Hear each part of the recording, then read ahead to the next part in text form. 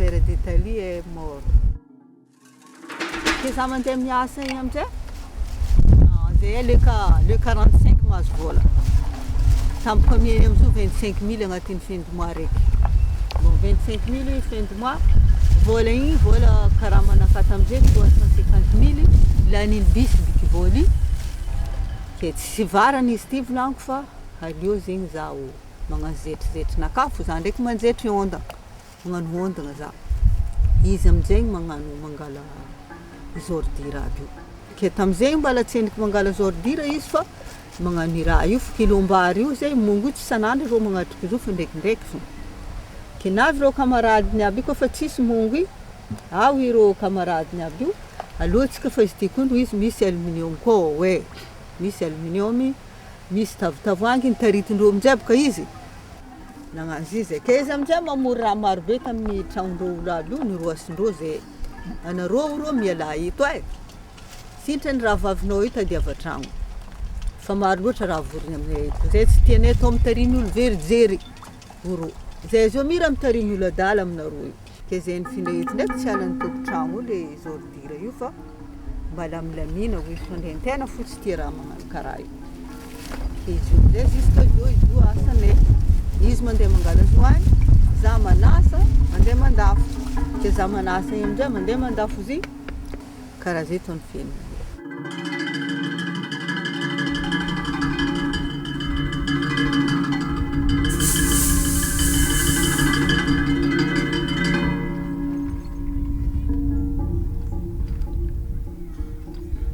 Le point de départ, c'est de ne pas accepter l'inacceptable.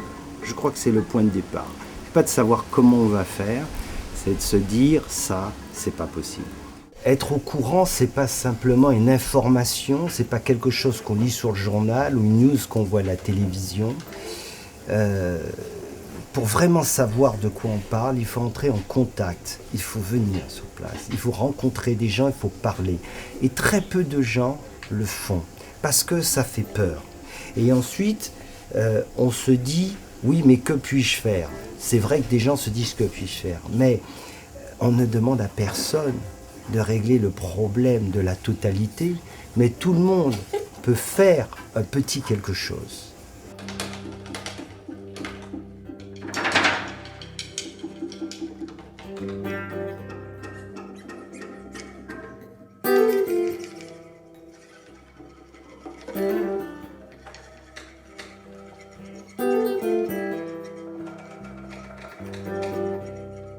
La situation économique et sociale à Madagascar s'est considérablement dégradée suite aux crises successives qui ont frappé le pays.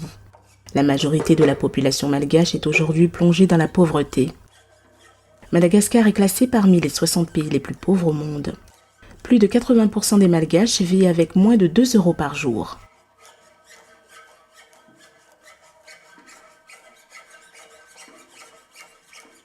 La grande île réputée pour la beauté de ses paysages est aussi un pays de contraste.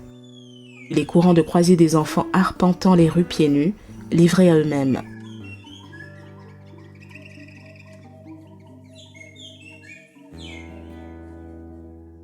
Le marché du travail plus que jamais en crise laisse peu de possibilités aux Malgaches. Le secteur informel est souvent leur dernier recours pour ne pas sombrer. Dans les rues de Madagascar, les petites échoppes, vendeurs ambulants et emplois de fortune se multiplient. Ces activités informelles sont des moyens de survie, mais non une solution pérenne à la crise du marché de l'emploi.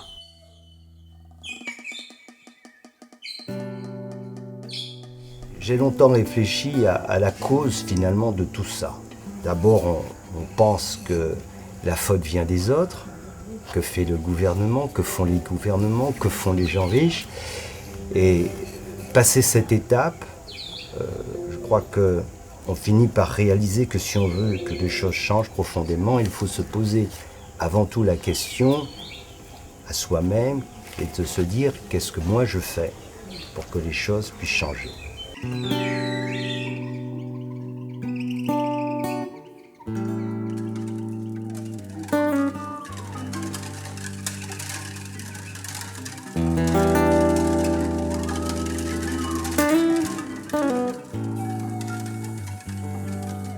Que nous ayons aujourd'hui 1 milliard d'enfants, de personnes qui ne mangent pas à sa faim. C'est une honte pour l'humanité tout entière. Je réagis à cela.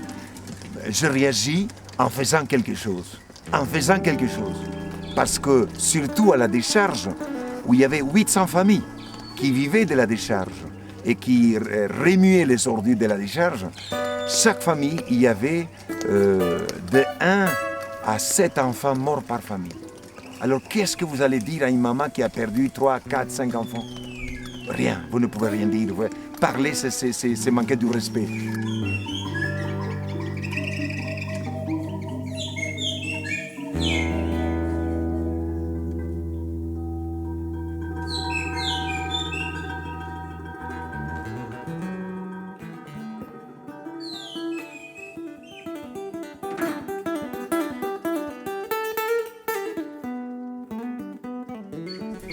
Voalohany indrindra zany zay tao Antananarivo.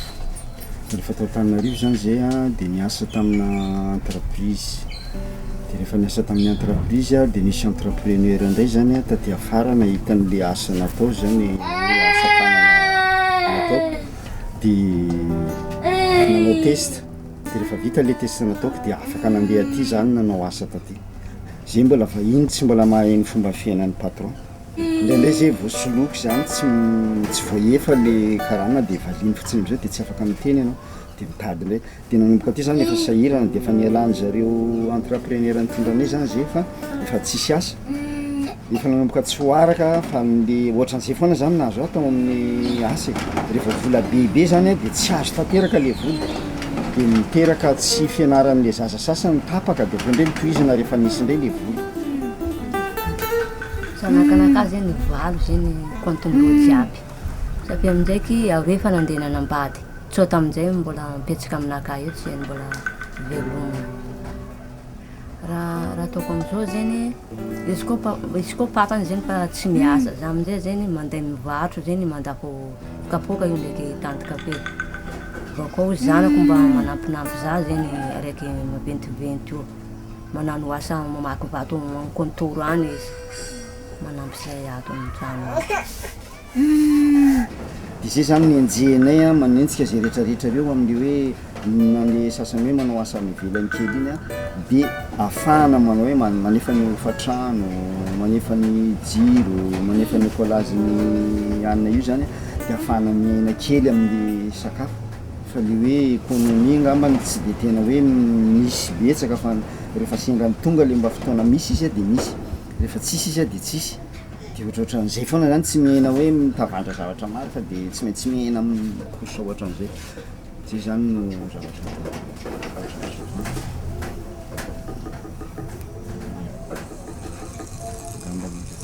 misy marako ohatran'izay.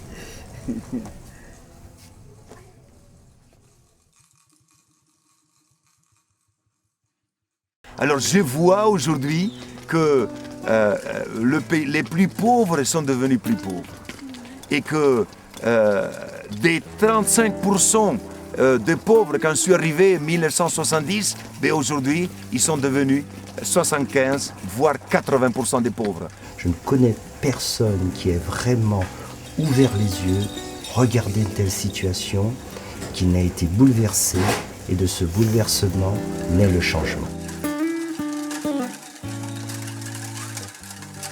Mais vous pouvez rester à vivre 20 ans dans un pays comme celui-là et ne jamais regarder la misère. Et vous pouvez venir un jour, venir 24 heures et la voir, et cela changera votre vision du monde, et cela fera qu'ensuite on fera quelque chose d'autre de notre vie, et ça c'est vraiment très important. Nous voulons démontrer que la pauvreté n'est pas une fatalité, nous l'avons toujours dit cela. Alors là, on le voit, on peut toucher. Et nous prouvons qu'avec volonté, avec honnêteté, avec patriotisme, avec humanisme, on peut s'en sortir de la pauvreté. Voilà notre cri.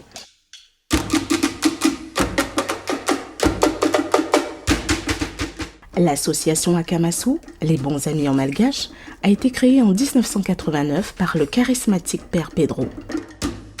Depuis sa création, 18 villages ont vu le jour. Ils accueillent les familles les plus démunies de la société malgache. Là où il n'y avait rien, le père Pedro a réussi, avec la collaboration de cette population, à construire des maisons, à planter des forêts et à développer de nombreuses activités économiques et sociales. Aujourd'hui, Akamasu a créé près de 2700 emplois générateurs de revenus.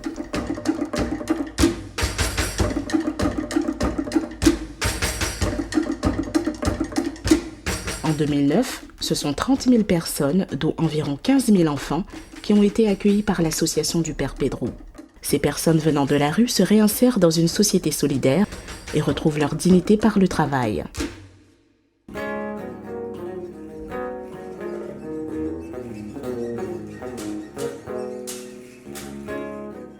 Je suis le plus ancien, j'ai vu beaucoup de pensionnaires qui ont passé ici, beaucoup qui sont déjà passés au-delà. J'avais cette maladie artériosclérose. J'ai les doigts de pied qui ne bougent pas. J'ai les doigts aussi comme ça.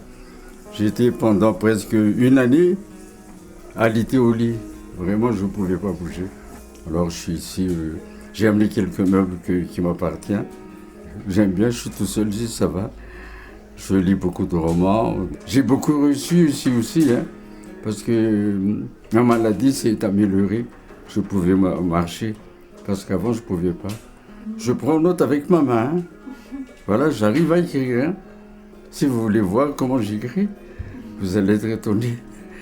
Ça, c'est des photos de mes nièces qui sont tous en France.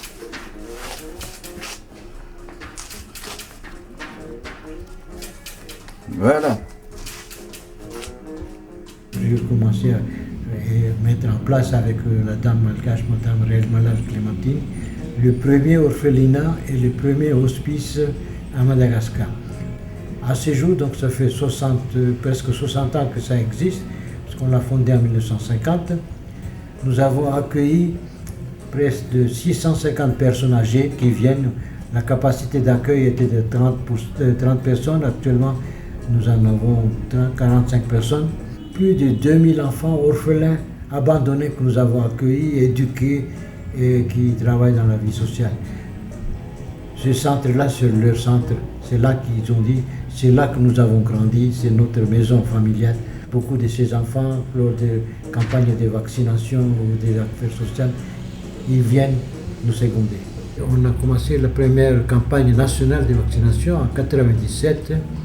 On a vacciné 3 300 000 enfants de moins de 5 ans en espace de 4 jours.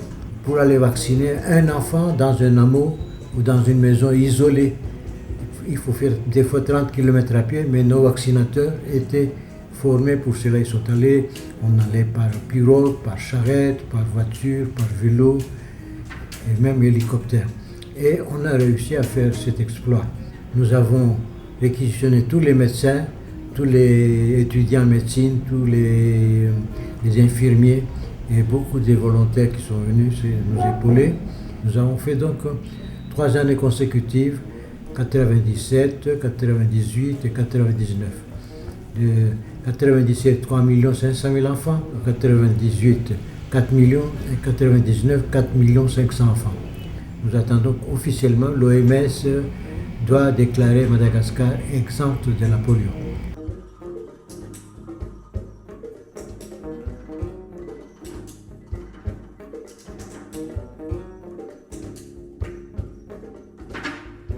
Et je suis arrivé à Madagascar pour chercher un reptile, une sorte de lézard, qui appartient à la famille scientifique de Chinchidae.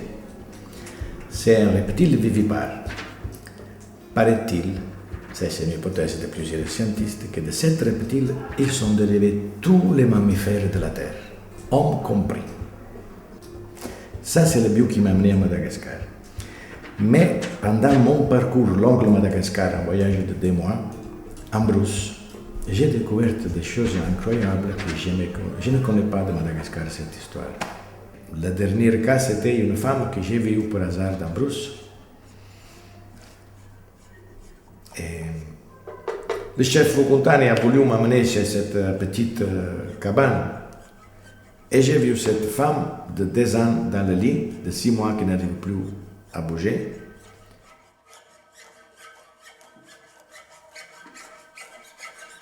Pauline, tu comprends le français? Pauline. Tu français, non? Maintenant, tu viens à Samba avec nous.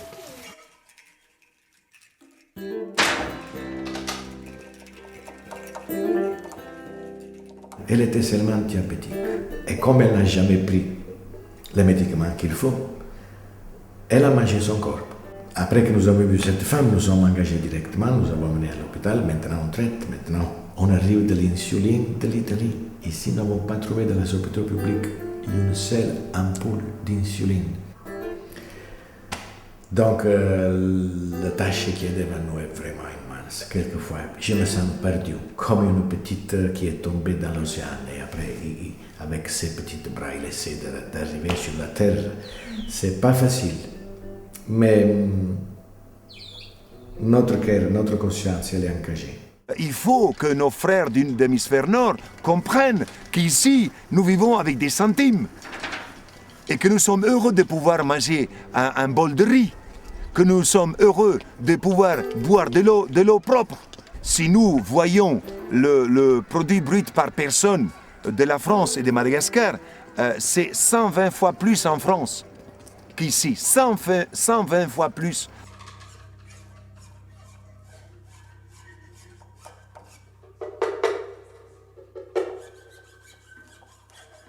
Bien sûr qu'il y a des moments où les gens disent « je suis dépassé, cette pauvreté est tellement forte qu'il m'écrase ». Mais bien sûr, quand on est seul, bien sûr, on est écrasé. Mais c'est pour ça qu'on a besoin de la communauté. C'est un travail en équipe. Un travail en équipe. On ne peut pas lutter contre la pauvreté tout seul. Il faut faire équipe. Et les plus pauvres aussi doivent travailler en équipe. Il faut le remettre dans la société, dans la communauté, et l'appuyer. Parce qu'il a tendance à se laisser tomber. Alors on est là pour les soutenir. Non, tiens debout, on marche. Regardez ce geste-là, regardez. Vous avez vu là? Ça c'est beau quand les gens s'entraident comme ça. Regardez, c'est dur ça, hein, c'est dur. Il fallait créer cette union, jour par jour, jour par jour. Il fallait créer cette cohésion qui existe aujourd'hui. Et cette union et cette cohésion qu'on voit aujourd'hui, elle n'est jamais acquise. Unir des gens qui viennent de tous les coins de Madagascar et des gens qui étaient si différents, eh bien, ce n'était pas une mission facile, mais pas non plus impossible. Il a fallu beaucoup de temps avant d'instaurer une vraie relation de confiance. Et ça, c'est le socle, parce que je ne crois qu'on construit quelque chose de solide que sur une relation de confiance. Parce qu'à partir de là, je sais que tout est possible.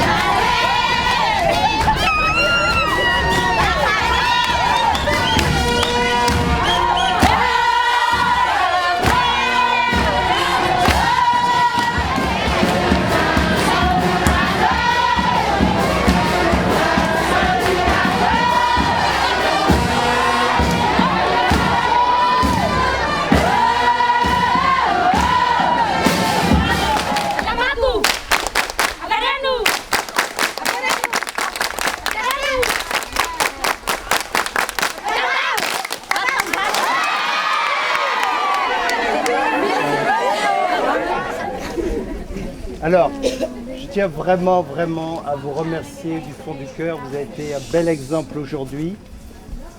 un vraiment bel exemple. Vous avez fait preuve de discipline, de coopération, de toutes ces valeurs que l'on défend depuis, que nous partageons ensemble, et vous les reflétez, vous les exprimez magnifiquement bien, et je vous remercie du fond du cœur. Les parents sont beaucoup plus attentifs aujourd'hui aux ateliers notamment de sensibilisation. On a créé un comité des représentants des familles qui compte aujourd'hui de l'efficacité de ce comité, de l'implication.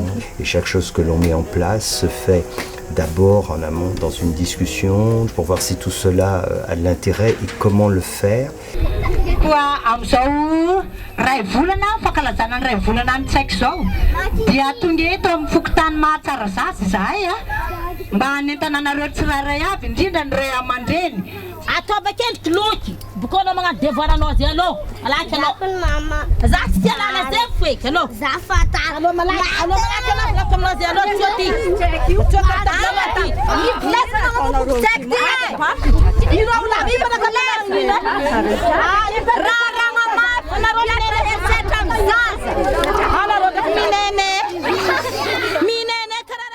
En allant dans ces pays-là, je me suis rendu compte qu'on avait perdu de vue des valeurs importantes, des valeurs essentielles.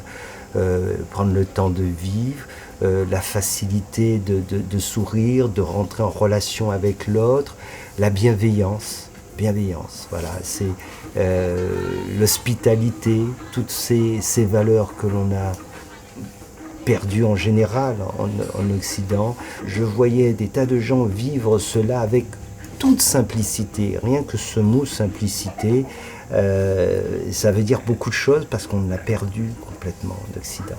Voilà, plus de spontanéité, les gens mettent une petite musique sur un transistor, on se met à danser, on rigole. Le contraste était d'autant plus saisissant que j'ai rencontré auprès de personnes très démunies. Ça a été pour moi une grande révélation parce que d'abord je me suis rendu compte que ce modèle sociétal qu'on propose, enfin qu'on a construit en Occident, il ne marche pas, il est erroné, il crée beaucoup de stress, il crée beaucoup d'anxiété et il ne nous rend pas heureux. C'est en faisant les supervisions lors de ces vaccinations de la polio que j'ai vu un peu partout dans en fin fond de brousse des enfants atteints d'hydrocéphalie, de grosses têtes. En rentrant à Tana, je suis allé voir le ministre de la Santé, j'ai dit, j'ai vu ça, et pourquoi? Ah oui, ils ne sont pas nombreux à Madagascar, et donc on ne peut pas mettre une structure spécialisée, etc. Je dis non, j'en ai vu, ils sont très nombreux, il faut faire quelque chose. Le ministre m'a pris au mot.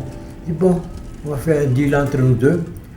Nous, on met à ta disposition à l'hôpital HGA un bloc opératoire, le service de neurochirurgie et le service de cancérologie. Dans chaque service, une salle de 10 lits à 12 lits à votre disposition. C'est pour les enfants atteints de maladies et ce sera gratuit pour ces enfants, le service, les médecins, tous à votre disposition. Pour le reste, vous débrouillez. Je dis d'accord. L'hydrocéphalie est une maladie qui frappe souvent les enfants en Afrique. Cette maladie empêche la circulation du liquide céphalo-rachidien qui s'accumule dans le crâne et compresse le cerveau, entraînant des troubles sévères pouvant aller jusqu'à la mort. Les causes de cette maladie sont liées à la consanguinité, la malnutrition et le manque de prévention, conséquence de la pauvreté.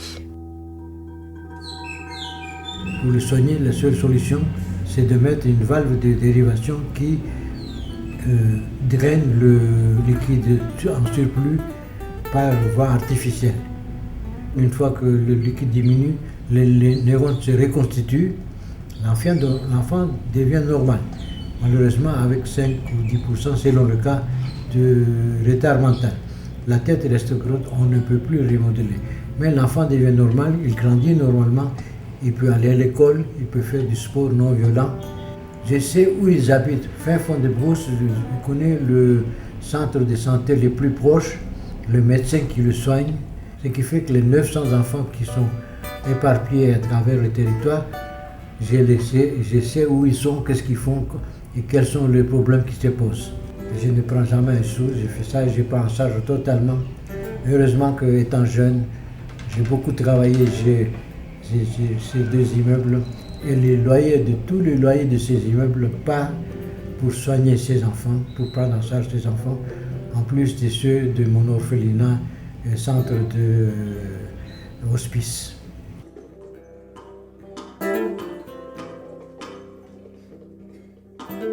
J'ai visité un jour un hôpital malgache d'une ville d'une certaine importance. Le médecin-chef m'a montré les conditions dans lesquelles il travaille dans cet hôpital, sans électricité, sans eau courante, sans les toilettes. C'était un désastre. Après mon retour en Italie, j'ai commencé à réfléchir.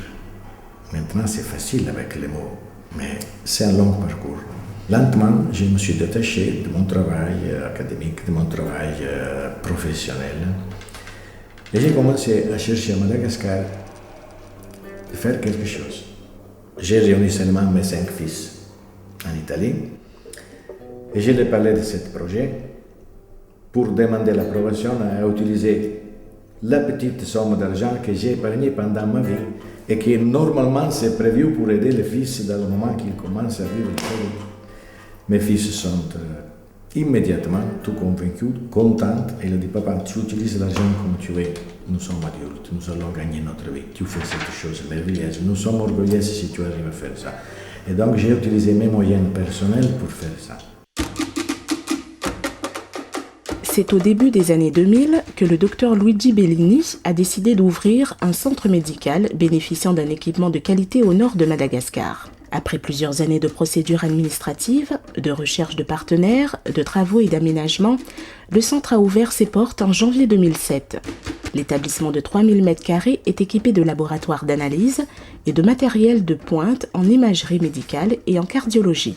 On y trouve également des salles de consultation et un bloc opératoire stérilisé selon les normes européennes. La clinique emploie aujourd'hui 22 employés malgaches, médecins praticiens, biologistes, chimistes, techniciens, administratifs. À ce jour, 30% des services sont offerts gracieusement aux populations les plus démunies de la région. Sûrement, le centre a amené à Diego des possibilités de diagnostic qui avant sont absentes. Mais la difficulté actuelle, c'est comment partager notre capacité technique professionnelle. Le coût, c'est 8 ans de travail pour arriver à ça. Comment partager, comment donner cette chose à la plupart possible de la société malgache. Maintenant, je peux donner le 30% de notre prestation à titre gratuit à la population. Ma tâche continuelle, c'est d'élargir cette 30% à notre 40, 50, on verra dans le futur, parce qu'il faut donner les possibilités à tout le monde de se traiter. Les pays riches, ils ont une société organisée dans laquelle tout le monde a le droit, première chose, à la vie, donc à la santé, après les études, après le travail. Ici, il n'y a pas ce droit à la vie. Et je vois des personnes qui, chez nous, ils peuvent se traiter, ils peuvent vivre encore 30, 40 ans. Ici, la seule solution, c'est la mort.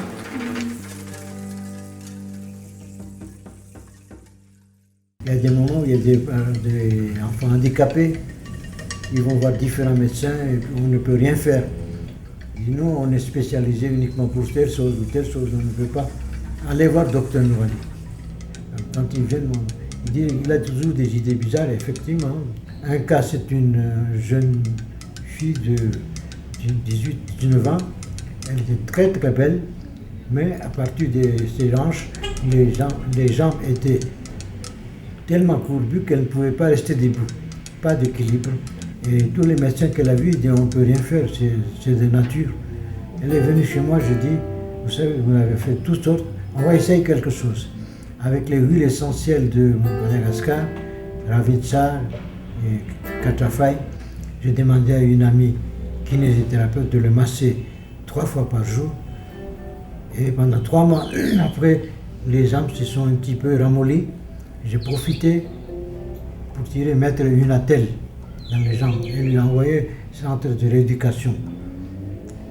3 mois après, cette fille, naturellement avec des béquilles, mais elle marchait toute seule avec les béquilles. Et elle a pris le taxi toute seule, elle est venue chez moi, pris l'ascenseur, descendu les escaliers. Elle rentre dans mon bureau et elle me dit en malgache, « Papa, j'étais une bête, tu as fait de moi un être humain. Elle s'est jetée dans mes bras et elle a pleuré. Moi aussi d'ailleurs.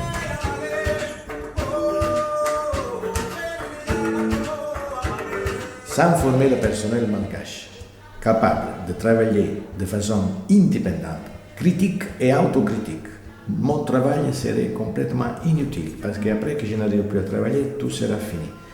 Mon rêve, c'est de voir le centre qui marche comme une montre suisse, automatiquement. Mais pas seulement au niveau technique, ça c'est la première tâche. Mais la chose la plus importante, c'est la formation de la conscience, du rapport entre l'individu et la société, du service qu'il faut donner à les malades, et en sens plus large à toute l'humanité. Le personnel que j'ai sélectionné dans le centre de Samaritain, ils ne tiennent pas compte ni de la race d'origine des tribus de Madagascar, qui souvent sont en compétition, ni de la religion, et ni du sexe. Donc, j'ai choisi le personnel en fonction de leurs capacités techniques et de leur volonté de promener sur un chemin qui, à niveau moral, c'est un chemin qu'il faut partager avec notre vision. Ici, on sonne comme d'un orchestre bien préparé. Ils sont tous en consonance, parce que le but, c'est le même. J'espère que dans le futur, nous arrivons à faire des autres choses. Par exemple, maintenant, les autorités, après qu'ils ont vu le centre de diagnostic, le ministre de la Santé, il m'a demandé de construire une clinique. Et maintenant, la clinique est en construction et c'est une clinique de maternité et chirurgie d'urgence. Maternité, pourquoi? Parce que la femme malgache, qu'elle accouche, et il y a un pourcentage de personnes mortes pour l'accouchement terrible. Et après, la pédiatrie à côté de la clinique pour s'occuper des petites néonés. L'association Hors Circuit, créée en 1993, réalise un projet de développement durable basé sur la création de structures sonores et d'instruments de musique. Rola Gamana collabore avec Jean-Marc Serres, fondateur de l'association depuis 2007, en tant que luthier et chef de l'atelier de création Zavamanen, situé à Tananarive. Les actions de l'association Hors Circuit tournent autour de 5 axes. La recherche acoustique et instrumentale, les ateliers pédagogiques avec des enfants et jeunes pris en charge par des associations partenaires, la préservation de l'environnement, la création musicale, le commerce équitable. Rola Gamana a travaillé plusieurs mois avec l'association Hors Circuit sur la réalisation du spectacle Alamanen. Ce grand projet artistique au service de la protection de l'environnement allie différentes disciplines et formes d'expression. La création Alamanen s'est faite en synergie avec des associations de solidarité malgache qui aident des enfants très démunis, souvent issus des rues. Le thème central de l'œuvre est la relation entre l'homme et la forêt primaire de Madagascar et de façon plus universelle, entre l'homme et son environnement naturel. Dans cette création collective, tous les acteurs du projet, jeunes, musiciens, chorégraphes et artistes, ont participé autour du compositeur et guitariste Rola Gamana.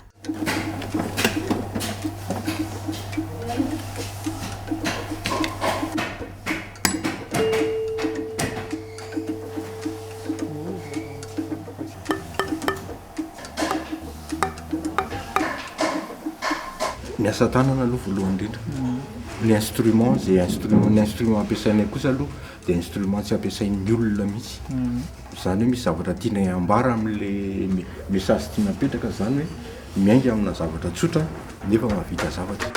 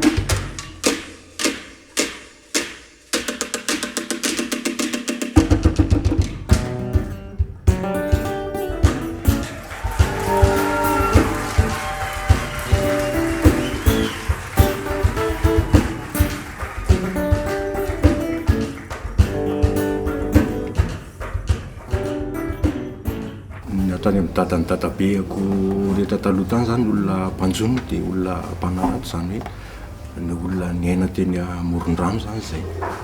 Dia izay zavatra nisy zay zany ohatra nahatonga anao hoe mbola kely dia efa tany nanana inspiration manana heritreritra tsy dia mitovy amin'ny ankizy rehetrarehetra fa manana fomba fijery natiora kokoa zany teo amin'ny fiaina manakaikaiky natiora foana zany. Dia manaraka koa mbola kely koa zany no entin'ny olon-dehibe mandeha lakana zay. Dia any ampovoan-drano any dia mihira mpanjono zany mihira rehefa le indrindra rehefa ody rehefa avy le mody avy mahamazo trony dia mihira. Dia izay koa zany ohatrany hoe anisany nahazoako mbola kely dia efa lomanto amin'izay zavatra izay hoe mihira dia maheno feona rano dia maheno rivotra maheno natiora manodidina.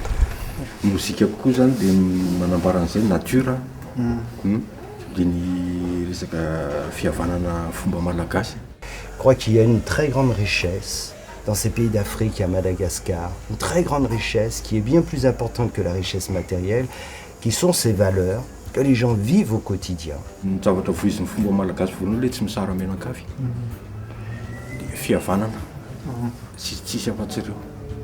En fait, aujourd'hui, on sent que ces valeurs, même à Madagascar, sont en danger.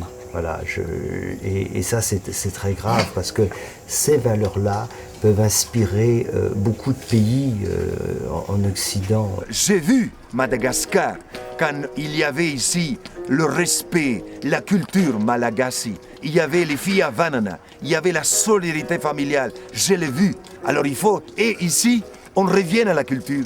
Ici, on revient aux filles à Vanana. Si on revient au sens de la communauté, on revient à l'entraide. Les gens commencent à s'entraider, commencent à respirer la sagesse de leurs ancêtres.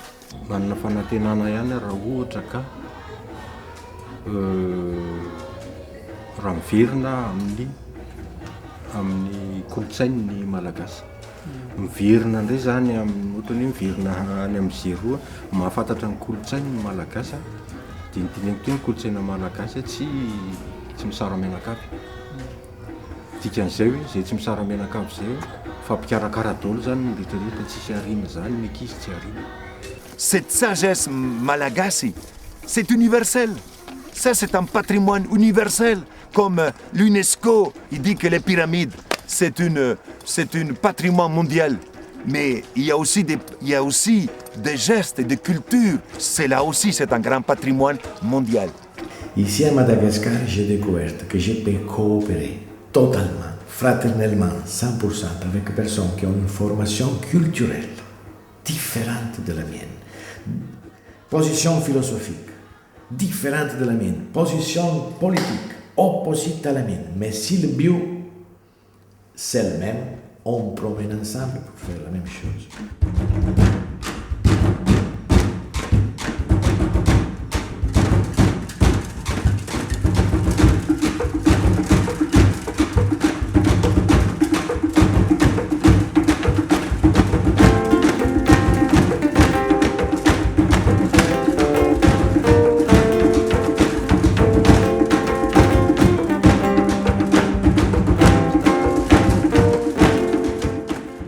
Miaraka amin'ny hors-circuit zany afaka zay tratry ny hiriko mihitsy no amiko. Avy mihira be ilay izy ho an'ny ankizy kely eto amin'ny tanàna, ho amin'ny firenena ary ho an'izao tontolo izao. Dia zavatra nahagagan'ny olona tamin'ilay alamaneny zany le ankizy tsy mpihira, tsisy artiste reo. Les enfants de graines de menthe, ce ne sont pas des artistes. Ce ne sont pas des musiciens, des chanteurs. Mahasa tanana le ankizy, mivelatra amin'ny sainy satria manao mozika le ankizy.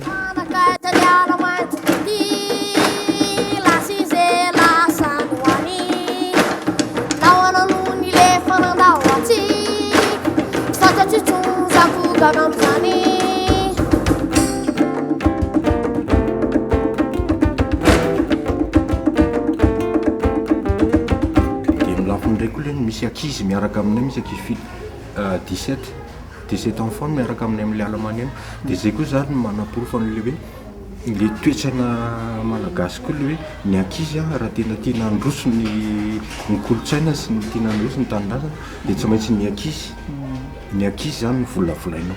Nisy séance, nisy sortie verte nentina tany anaty ana tany mihitsy ireo ankizy ireo nampisehoana hoe zao le ala dia ohatra nentina tany amin'ny toerana hoe misy ala potika koa zao le ala rehefa potika zany hoe mitaritina tsikelikely zany ireo ankizy ireo sotomina tsikelikely ho tafiditra ao amin'ilay spectacle.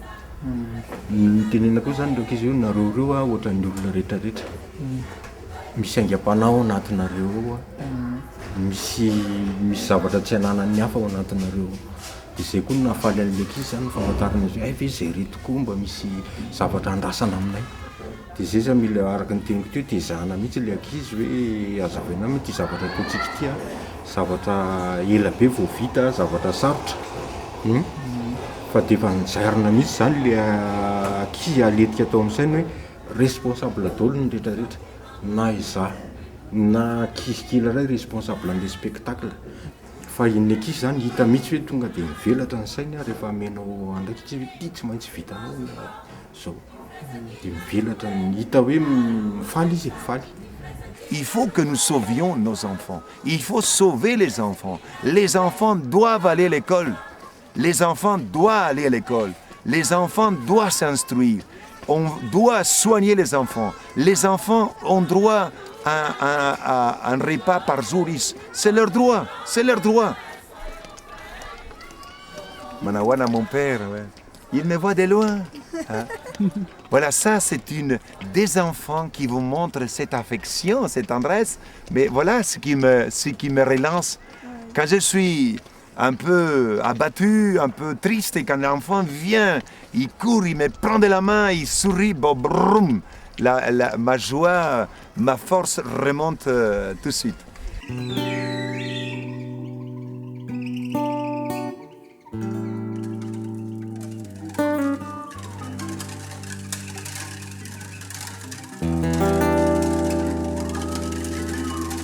En 98, j'ai la rencontre d'une enfant malgache, petite, Saïda. Son histoire, elle est assez banale ici. Elle est partie d'une fratrie de 8 enfants. Ses parents cultivateurs qui vivent en brousse, qui ont très peu de moyens. Et voilà, il y a quelqu'un un jour qui vient de la ville et qui leur propose de prendre une enfant pour l'amener en ville et s'occuper d'elle. Voilà, ça se fait de façon très courante et cette personne l'a amenée en ville. Une tante très éloignée, mais pas du tout pour instruire et éduquer cet enfant, mais l'utiliser comme petit esclave en fait pour travailler du matin au soir. J'ai vu toute la détresse du monde dans ses yeux. Un enfant qui était enlevé comme ça de son contexte familial et qui ne savait pas du tout et qui se retrouvait du jour au lendemain dans une grande ville pour elle, Diego, et qui s'est senti totalement abandonné. Et à ce moment-là, j'ai pris l'engagement de m'occuper d'elle. Cette rencontre a été extrêmement importante parce qu'elle m'a permis très concrètement de faire l'expérience de cela, d'apprendre sur le terrain, de me rendre compte des difficultés, de mieux connaître la culture aussi de ce pays. Et à partir de là, je me suis dit, il faudrait partager cette expérience. Ce que j'ai pu faire tout seul, il y a beaucoup de gens qui seraient prêts aussi à le faire, à aider des enfants, à condition que l'on mette en place quelque chose, une structure. Cœur et Conscience est une association de solidarité internationale fondée par Amédée en 2006 à Paris, après 7 ans de voyage et d'études sur le terrain. L'action de l'association a débuté avec la création de l'antenne de Diego Suarez au nord de Madagascar. En créant Cœur et Conscience, Amédée a initié un programme de solidarité pour offrir aux enfants les plus pauvres la possibilité d'accéder à une éducation de qualité, mais aussi les sensibiliser dès leur plus jeune âge aux valeurs universelles de tolérance, respect, solidarité, afin que ces enfants déshérités d'hier deviennent demain les citoyens qui contribueront à rendre le monde meilleur. L'action de Cœur et Conscience ne cesse de progresser. Aujourd'hui, elle touche plus de 3000 personnes, forte d'un service social, santé, pédagogie et parrainage. Cœur et Conscience mène des actions de sensibilisation sociale et sanitaire auprès des parents et des enfants, lutte contre la malnutrition et permet l'accès aux soins bucco-dentaires et de médecine générale aux personnes les plus démunies. Cœur et Conscience accorde une grande importance à la démarche participative des familles. Ainsi, chaque projet est élaboré en concertation avec les familles et la communauté locale. Le cœur de l'association repose sur un réseau de parrains et de marraines qui permet de tisser des relations de solidarité entre l'Occident et Madagascar. Chaque fois qu'un enfant est parrainé, c'est vraiment une bouée qui est lancée et à une famille entière, et ça a beaucoup de sens parce que nous on le voit. Sans exagération aucune, ça a aidé des gens à éviter de sombrer. Et quand on dit sombrer, parfois c'est la mort qui est au bout. Ça nous a permis d'aider des familles qui étaient dans une très très grande précarité et qui n'arrivaient plus à manger, plus à nourrir leurs enfants. Donc toutes ces petites victoires en fait constituent finalement quelque chose qui a du sens au quotidien. Quand les gens peuvent venir taper à une porte et qu'on ne va pas leur dire les laisser sous le pas de la porte parce qu'ils n'ont pas l'argent pour payer les médicaments, ils n'ont pas l'argent pour payer les seringues à l'hôpital et tout le nécessaire pour se faire opérer, parfois quand il faut se faire opérer. Tous les jours je me dis que c'est utile ce que l'on fait.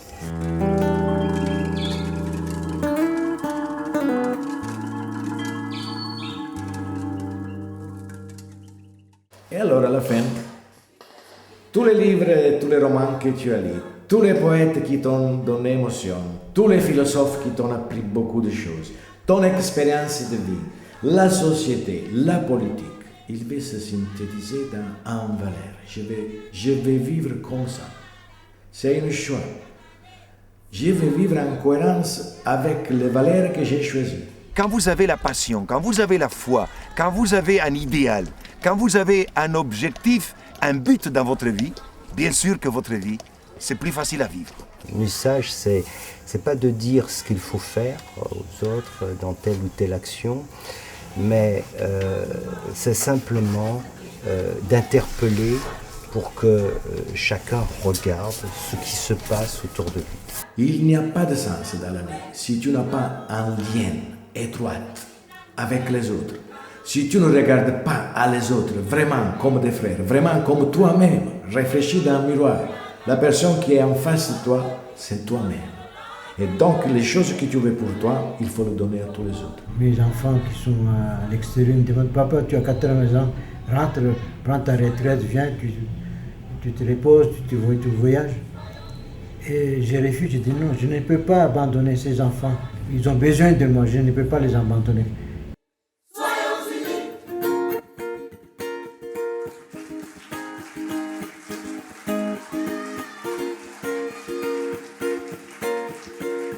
dia mba ny anapiko an'izay koa ny mahatsara ny misian'ny association mikarakara momba ny ankizy eto dia le ao anatin'le ankizy mihitsy hoe mba manana fanantenana le ankizy dia zava-dehibe zay mba mitsiry eo anatin'le ankizy eo zany le fanantenana mety mba hisokatra ny ho avy mais zay raha dia efa zava-dehibe.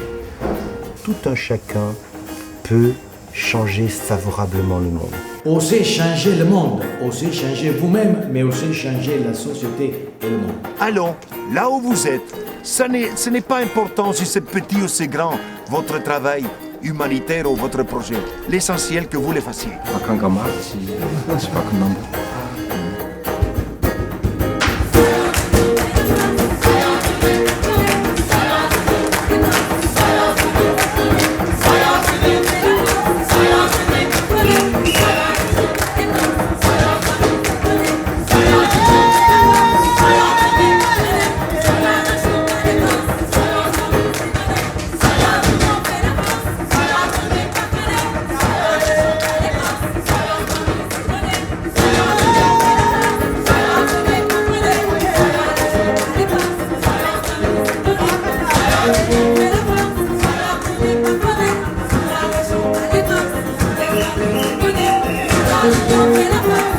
We'll be right back.